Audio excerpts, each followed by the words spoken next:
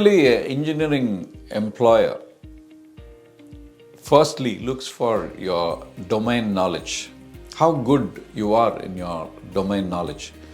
Are you having the right technical skills to fit the bill? So that's the starting point. Okay, is it enough if you have the domain knowledge?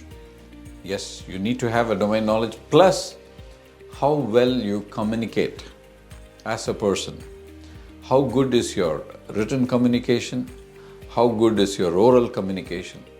And how good is your presentation skills? All these three in the communication is very, very important.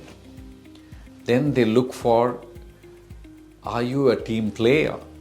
Do you work in a team as a part of the team? Because any huge project or any new product is created based on the team playing ability. So are you a team player? So team skills are very, very important.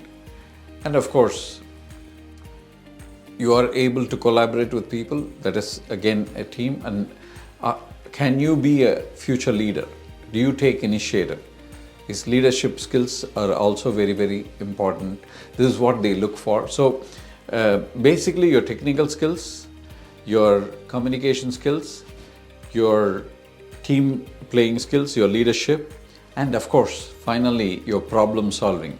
Because any employer would want their employees to solve the problems which are existing in the company, and they should not be a problem. So your problem solving ability will get you a long distance. So that's the sum up what engineering employer will look from an engineering student.